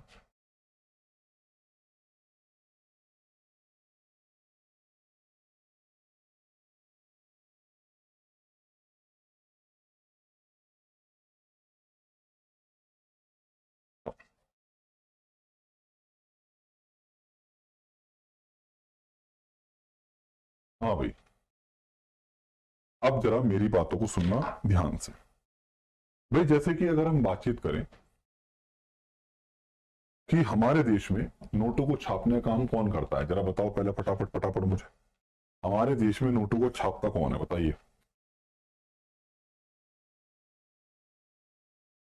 हम्म, कौन छापता है भाई? आरबीआई। अब आप मेरी बात सुनना ध्यान से। जब आरबीआई बच्चों हमारे देश में नोटों को छापने का काम करता है तो उन्हें बाजार में लाएगा कौन? बाजार में कौन लेके आएगा? ये कॉमन सेंस की बात है। जब जो नोट छापेगा वही बाजार में लेके आएगा, है ना? सही बात है ना? तो आरबीआई नोट छापता है। अब हमारे पास कैसे आता है, चलो बता देता हूं। देखो सिंपल सा फंडा, आरबीआई ने नोट छापे, आरबीआई ने नोट छाप के कहां भेजे? बैंकों में भेजे। बैंकों में पहुंचे तो बैंकों के बाद कहां पहुंचे? बैंकों के पास से हमारे पास आ गए, तुम्हारे पास आ गए, है ना? तो सिंपल सी बात है। यानी कि हमारे देश में अगर बात करें तो नोट छापेगा कौन? आरबीआई। और आरबीआई फिर उन नोटों को कहां लेके आता है? बाजार में लेके आता है ना? और बाजार में आने के बाद फिर वो हमारे पास, आपके पास आ जाते हैं, है ना?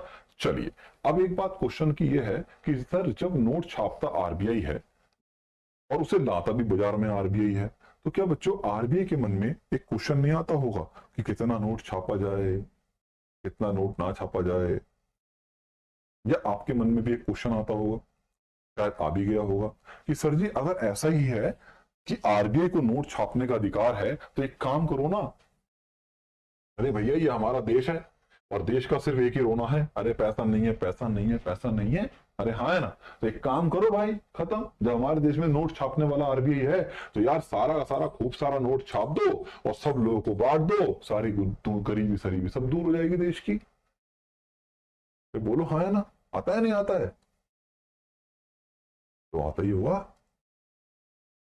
ये सही बात है भी, गलत बात थोड़ी है।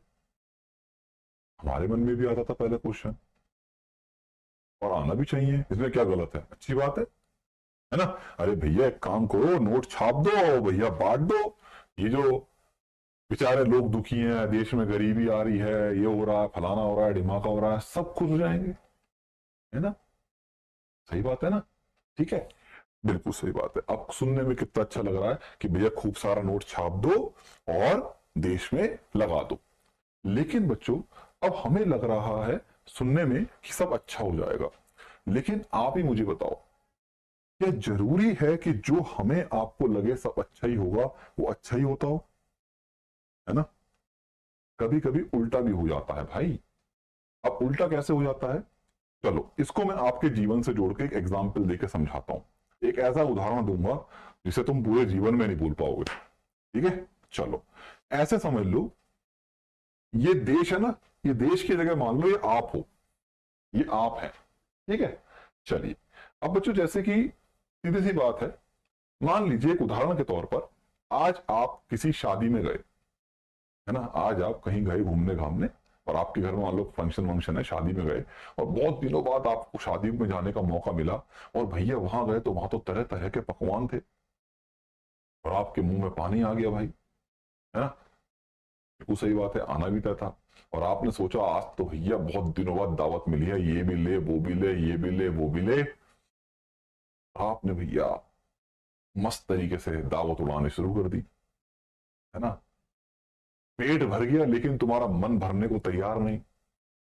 पेट भर गया लेकिन रसगुल्ले तुम्हें देख रहे हैं, गाजर का हलवा तुम्हें देख रहा है, तुम्हारे मुंह में पानी की पानी। तुमने बोला यार कुछ तो करा जाए, क्या करा जाए, लेकिन तुमने भैया कंट्रोल नहीं करा और क्या करा, ओवर खाना खाना शुरू कर दिया। मतलब अपनी लिमिट से ज्यादा पेट में भरना शुरू कर दिया, लिमिट से ज्यादा भर लिया।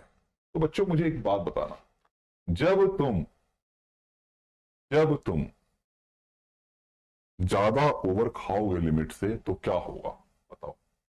होगी? अरे हाँ है ना, बिल्कुल ही हो, है ना। हो सकता है रात में सब लोग घर में तुम्हारे सो रहे हैं और तुम समझ जाओ क्या कर रहे होगे, है ना। मान लो बच्चों तुम्हें बहुत जोर की भूख लगी है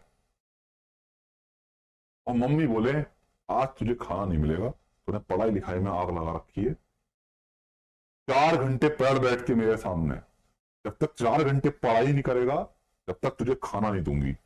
अब मुझे बताओ, और तुम्हें बहुत जोर की भूख लगी है, तुम सुबह से कुछ नहीं खाए, अब मुझे बताना सच सच क्या तुम पढ़ पाओगे?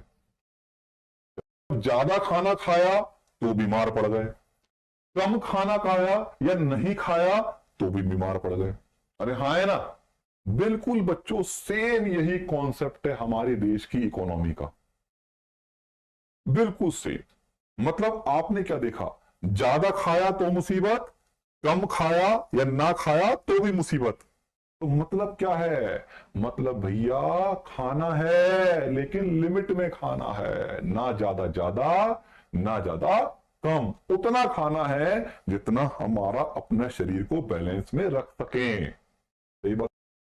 तो बच्चों जैसे हमने अगर पेट में ज्यादा खाना ठूसा, ओवर ईटिंग करी तो हम बीमार हो गए, वैसे ही बच्चों अगर जो आपकी बात है वही आ रही है, अगर आरबीआई हमारे इकोनॉमी में खूब सारा पैसा भेज दे, खूब सारा पैसा भेज दे, खूब सारा पैसा भेज दे, खूब सारा पैसा भेज दे, तो पता है क्या होगा, तो यहां पे भी एक बहुत बड़ी बीमारी लगेगी और उस बीमारी को कहते हैं बच्चों इन्फ्लेशन। ये हम अगला टॉपिक यही पढ़ेंगे। शुद्ध हिंदी में बोलूं तो मुद्रास्फीति, और तुम्हारी लोकल भाषा में बोलूं तो महंगाई नामक डायन। अरे सुने नहीं होगा ना, महंगाई डायन मार रात है, ये आ जाएगी बेटा, यही आ जाएगी, ये महंगाई नामक डायन आ जाएगी। आया समझ में? मतलब अगर ज्यादा पैसा चला गया मार्केट में तो ये किसको जन्म देगा, ये महंगाई को जन्म देगा। क्लियर हुआ? अब इसका उल्टा कर दो, अब आप खुद ही कॉमन सेंस लगाओ। अगर बच्चों पैसे की जरूरत है, बाजार में पैसा कम है और आरबीआई नोट ही ना छापे, आरबीआई पैसा ही ना भेजे, ये तो कॉमन सेंस की बात है। जब पैसा ही नहीं भेजेगा और जरूरत है, ये तो वही बात हो गई कि बहुत जोर की भूख लगी, मम्मी खाना नहीं दे रही है, अरे हाँ है ना, तो क्या होगा, तो भैया सीधी सी बात है, देश मंदी में चला जाएगा। देश में क्या आ जाएगी, मंदी आ जाएगी, रिसेशन आ जाएगा। सही बात है, देश में क्या आ जाएगा, मंदी आ जाएगी। तो आपने क्या सीखा, आपने वही बात सीखी, ज्यादा खाओ तो मुसीबत, यानी कि ज्यादा पैसा गया तो मुसीबत, पैसा नहीं गया तो मंदी आ गई, रिसेशन आ गया तो। आरबीआई बाजार में मुद्रा के प्रवाह को कंट्रोल करता है या बैलेंस करता है। ठीक है, आए बात समझ में? जल्दी बोलो हाँ है ना। तो आसान शब्दों में क्या बोले, मौद्रिक नीति क्या है, समझ में आया? लिख भी देता हूं तो परिभाषा इसकी बिल्कुल सरल सी परिभाषा बन गई, है ना। तो ये तो समझ में आ ही गया होगा, ये सारी बातें समझ में आ गई नहीं आ गई? तो मौद्रिक नीति क्या है, ऐसी नीति जो क्या करती है, जो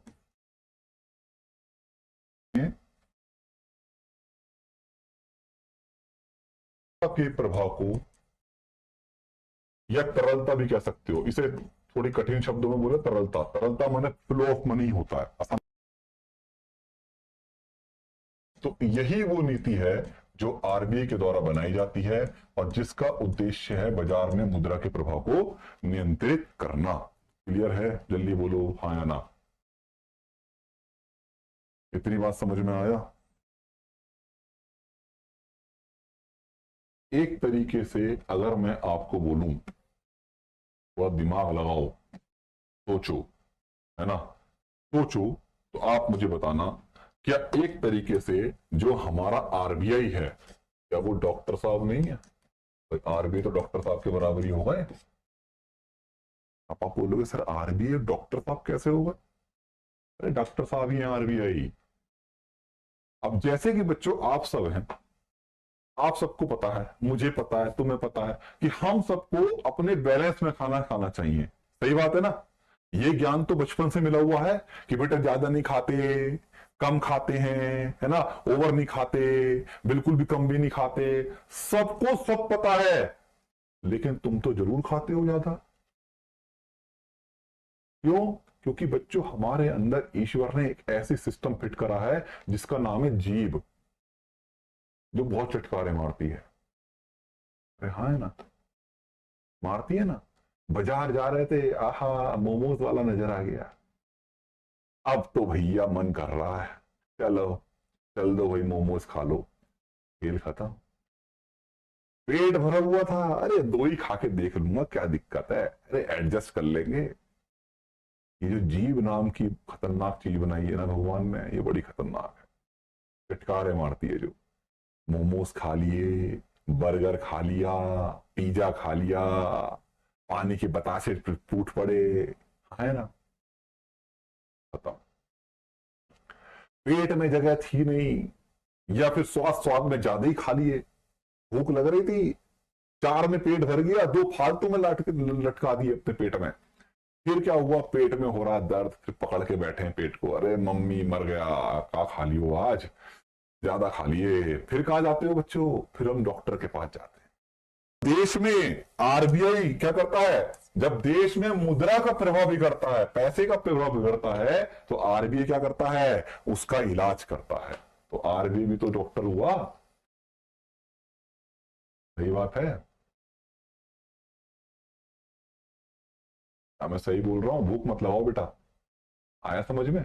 तो आरबीआई भी तो एक तरीके से डॉक्टर है।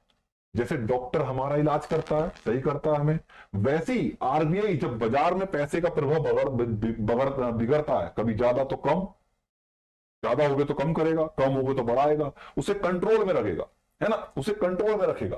तो वही तरीके जो आरबीआई के द्वारा अपनाए जाएंगे इसी को कंट्रोल में रखने के लिए, उसी तरीकों का नाम है, उसी नीति का नाम है मॉनेटरी पॉलिसी। अब जैसे बच्चों मान लो कोई व्यक्ति है जिसने खूब सारा खाना खा लिया, ओवर ओवर ओवर खाना खा लिया, अब पेट में खूब दर्द है उसके, परेशान हो रहा है, डॉक्टर को दिखाने गया, तो डॉक्टर क्या आते ही बच्चों सुई ठोक देगा उसके? नहीं ना। तो डॉक्टर पहले क्या करेगा, डॉक्टर भी पहले भाई दवाइयां देगा, बोलेगा चलो दवाई खाओ सही हो जाएगा, है ना, दवाइयों से इलाज करेगा। तो पहला तरीका अपनाया, दवाई दी, मान लो दवाई से आराम ना मिला तो फिर भैया सुई भी लगाएगा, मान लो सुई से भी आराम ना मिला तो फिर भैया एडमिट भी करेगा, है ना। तो ये तरीके हैं डॉक्टर का हमें और आपको सही करने के। तो बिल्कुल सेम यहां पे पढ़ना है बच्चों। ये मॉनेटरी पॉलिसी में अगर बात करें तो ये वही तरीके हैं जिसका यूज करके आरबीआई बाजार में मुद्रा के प्रभाव को नियंत्रित करता है। क्लियर है? तो सिंपल सी बात है, इस मौद्रिक नीति में हम क्या करेंगे, हम मतलब आरबीआई क्या करता है, आरबीआई बच्चों मुद्रा के प्रभाव को कंट्रोल में करने का प्रयास करता है। एक बच्चे ने बहुत अच्छा क्वेश्चन पूछा है, मजा आ गया, वेरी गुड। क्या कि सर आरबीआई को पता कैसे चलेगा पैसा ज्यादा हो गया है बाजार में? आरबीआई को पता कैसे चलेगा कि पैसा कम हो गया है बाजार में? भाई हम ज्यादा खाते हैं तो पता चल जाता है, हम कम खाते हैं तो पता चल जाता है, लेकिन आरबीआई को कैसे पता चलेगा? सोचने वाली बात है, बहुत बढ़िया क्वेश्चन है, इसका आंसर मिलेगा, बिल्कुल मिलेगा, लेकिन सब्र रखो, पहले पूरी मॉनेटरी पॉलिसी पढ़ लो, फिर इसके बाद मैं आपको बताऊंगा कि आखिर आरबीआई को कैसे पता चलता है कि बाजार में मुद्रा का प्रभाव क्या चल रहा है, बढ़ गया या घट गया। ठीक है, बस मुझे याद दिला देना कि आपने सर बोला था इस क्वेश्चन का आंसर देने के लिए। क्लियर है? क्योंकि अभी दूंगा तो अभी आप इस टॉपिक से भटक जाओगे, कहीं और पहुंच जाओगे। क्लियर है? जल्दी बोलो हाँ ना, बात समझ में आया? चलिए, तो अब हम बात करते हैं कि आरबीआई डॉक्टर साहब कैसे आरबीआई डॉक्टर साहब कैसे जो है बाजार का इलाज करता है, कौन कौन से तरीके हैं आरबीआई के पास जिनका इस्तेमाल करके क्या करता है, आरबीआई मुद्रा के प्रभाव को कंट्रोल करता है। क्लियर है? जल्दी बताओ सारे बच्चे, करें स्टार्ट। चलिए बेटा इस मौद्रिक नीति को पढ़ लो, उसके बाद बता देंगे, क्योंकि अभी बताऊंगा तो टॉपिक से भटक जाओगे, तुम्हारी मौद्रिक नीति की जगह कुछ और शुरू हो जाएगा। हर एक चीज जुड़ी हुई होती है ना, इसलिए कह रहा हूं। अभी डॉक्टर साहब वाला इलाज सीख लो, डॉक्टर साहब कैसे इलाज करेंगे करा। अब मैं जरा कुछ चीजें लिख रहा हूं, पहले लिखने देना मुझे, है ना, क्योंकि ये चीजें थोड़ा सा, एक होते हैं डायरेक्ट इंस्ट्रूमेंट यानी कि प्रत्यक्ष, और एक होते हैं इनडायरेक्ट इंस्ट्रूमेंट यानी कि अप्रत्यक्ष, है ना। एक प्रत्यक्ष उपकरण होते हैं डायरेक्ट, और एक होते हैं इनडायरेक्ट। दो प्रकार के इंस्ट्रूमेंट हैं जिनका इस्तेमाल भारतीय रिजर्व बैंक करता है मौद्रिक नीति में। अब असली मौद्रिक नीति यहीं से शुरू है, समझते रहना। अभी मैं समझा नहीं रहा, अभी बस मैं लिखवा रहा हूं, जो ध्यान सुनते रहिएगा, है ना। दूसरा अप्रत्यक्ष, अभी मैं लिख दूं पहले, जिससे आपको पता चल जाए कि आखिर हमारा लक्ष्य क्या है। इनडायरेक्ट इंस्ट्रूमेंट और डायरेक्ट इंस्ट्रूमेंट। अब देखो बच्चों, इन प्रत्यक्ष में जो आते हैं, यहां पे दो प्रकार के इंस्ट्रूमेंट मिलेंगे जिनके शायद आपने बचपन से सुनने आ रहे हो नाम, बहुत दिनों से पढ़ते आ रहे हो आप अखबारों में, न्यूज में सुनते रहते हो। यहाँ पे दो चीजें आती हैं, एक का नाम होता है सीआरआर। अभी ये होता क्या है बाद में पढ़ेंगे, अभी फिलहाल नाम लिख रहा हूं। एक होता है सीआरआर और एक होता है एसएलआर। सुने हो नाम सीआरआर और एसएलआर का?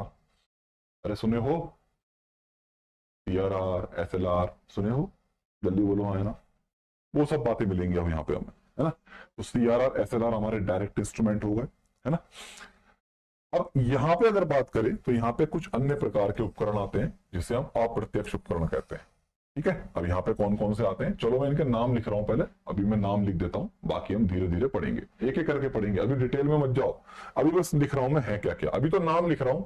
अरे बच्चों जैसे ये समझ लो कि जैसे डॉक्टर के उपकरण नहीं होते, ये है पैरासिटामोल, ये उपकरण ही तो है इलाज करने के लिए, ये पौधी नरे की शीशी, ये उपकरण ही तो है, ये है देखो एक इंजेक्शन, है ना, ये उपकरण ही तो है, ये बुखार नापने का आला, ये उपकरण ही तो है। जैसे उपकरण है उसके पास, ऐसी आरबीआई के उपकरण है, एक सीआरआर उपकरण है, एक एसएलआर उपकरण है ना। ऐसी जो है अलग अलग उपकरणों के नाम है, नाम लिख रहा हूं, फिर दोस्ती कराऊंगा क्या क्या होते हैं, है ना। अभी नाम लिख रहे हैं, आओ यहाँ पे कौन कौन से। यहाँ पे बच्चों अगर बात करें तो एक होता है हमारा कौन सा, चलो यही लिख देते हैं, एक होता है एलएएफ। अब एलएएफ के अंदर बच्चों अगर बात करें तो दो चीजें आती हैं, रेपो रेट, ये इसी के अंदर आता है रेट।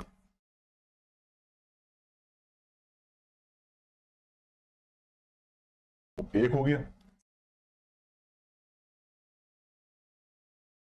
दूसरा लिख देते हैं बैंक रेट या बैंक, तीसरा कह देते हैं हम यहाँ पे एमएसएफ, लिख देता हूं मैं यहाँ पे चौथा ओएमओ। बस बस इतने से दोस्ती करनी है, बस इतने से दोस्ती करनी है। क्लियर? किस किस से दोस्ती करनी है, सीआरआर क्या है, एसएलआर क्या है, एलएएफ क्या है, बैंक रेट क्या है, एमएसएफ क्या है, रिवर्स रेपो क्या है, रेपो क्या है, एमएसएफ क्या है और ओएमओ क्या है। बस खत्म, इतनी सी बात। अगर आपने यहां से कहानी को शुरू करी और वहां तक की कहानी पढ़ ली तो समझ जाओ मौद्रिक नीति का खेल खत्म। बस इतनी सी बात है, बस इतनी सी बात। क्लियर हो गया सारे बच्चे? जल्दी बताओ है ना। तो पहले मुझे बताओ, इतनी बात समझ में आ गई? तो यही वो नीति के उपकरण है, मौद्रिक नीति के उपकरण, जिनका इस्तेमाल हमारा भारतीय रिजर्व बैंक करता है और बाजार में मुद्रा के प्रभाव को कंट्रोल करता है ना। अब हमें क्या करना है, अब हमें एक एक करके हमें सबसे दोस्ती करनी होगी। बेटा सब पढ़ेंगे, फुल फॉर्म सब पढ़ेंगे। अब तुम पूछ रहे हो ओएमओ का फुल फॉर्म, अब दूसरा पूछेगा एमएसएफ का फुल फॉर्म, तीसरा पूछेगा एसएलआर का फुल फॉर्म। अरे जब पढ़ाऊंगा तो सब पढ़ाऊंगा ना एक साथ, काय को टेंशन दे रहे हो।